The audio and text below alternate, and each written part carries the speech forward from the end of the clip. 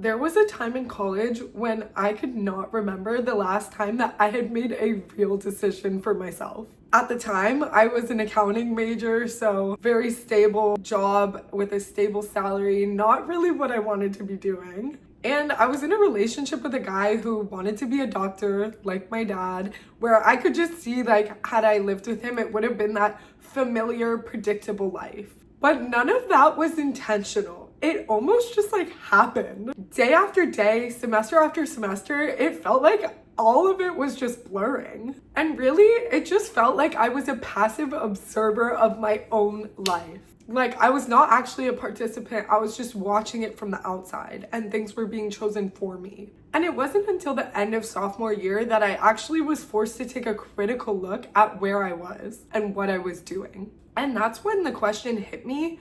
When was the last time that I had asked myself, was this the life I really wanted for myself? And when did we all collectively stop asking ourselves that? Did we ever even start? Anyways, hello, I'm Gracie. Welcome back to my channel, or if you're new here, I'm so glad that you are here. My mission is to help you know that you can go from just barely surviving and down horrendous to thriving and living out your dreams. And really show you that healing, loving yourself, and transforming yourself is a possibility because I have done it myself. Thank God. So let's just get straight into the video. The problem is, you've been living on autopilot. As kids, we all started out with so much imagination and limitless potential. We had things that lit us up, things that we were drawn to, things that made us feel passionate. Maybe for you, it was dinosaurs or outer space, but regardless, whatever it was, we all had this natural curiosity, this pull toward things that make us feel alive. It's like we could all dream freely without a single ounce of doubt. Personally, I wanted to be a singer, and I actually even started my own YouTube channel back in like second grade. I didn't care at all that anyone was judging me. I just went for it because that was my dream. However, somewhere along the way, our dreaming stopped. Maybe it's the traditional school system, which could be a whole nother video, or whatever it is. Maybe somebody made you feel bad. For some reason, we stopped dreaming and we stopped figuring out what it is that lit us up and made us feel that energy and that passion. And instead, we started conforming to what we were told to do.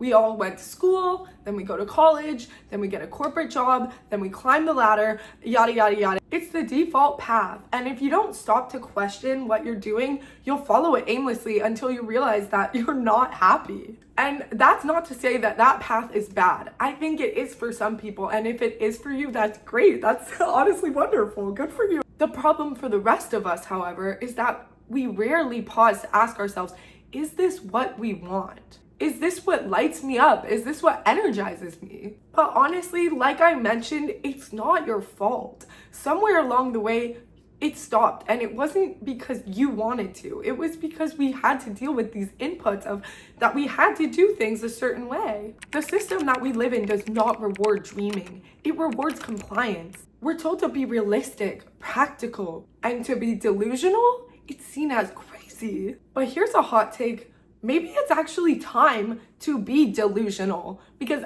I don't want to be stuck on a path that I didn't choose for myself because I was being realistic. Somewhere along the way, we began shrinking ourselves to fit the mold. We've quieted that voice inside of us that asks ourselves, is this what we want? Is this what energizes us? But let me tell you something. That voice is not gone. It has not disappeared. You have just stopped listening to it, and it's probably buried under layers and layers of social conditioning and beliefs that weren't even chosen by you.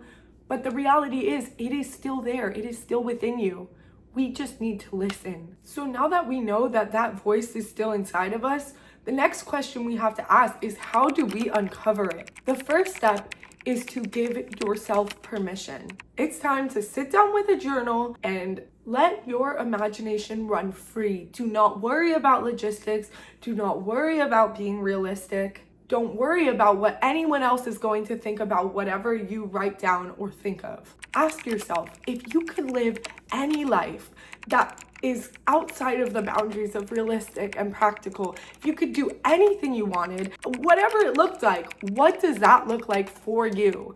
And do not constrain yourself here. This is just an exercise. You're not going to be punished for dreaming too big.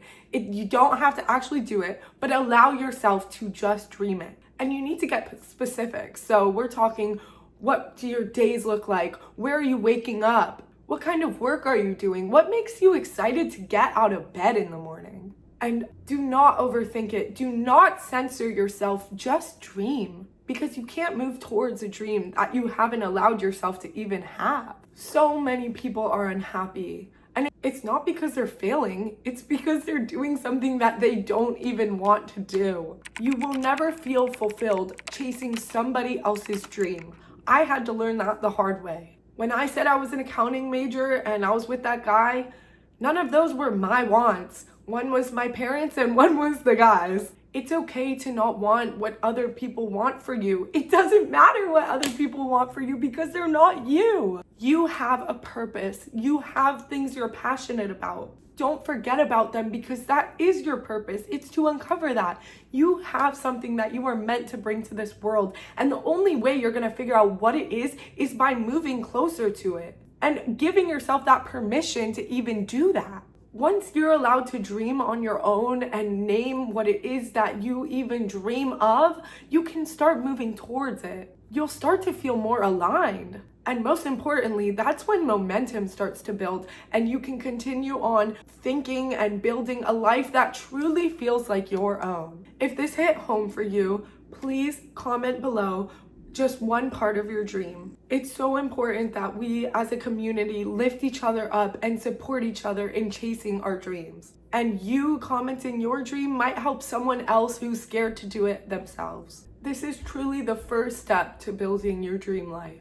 And the second that you start dreaming again is the second that you start moving closer to it. I'm so proud of you. I know this isn't easy, especially after years and years of going through social conditioning and everything else. But I am so proud of you. I hope to see you on the next video. Sending love.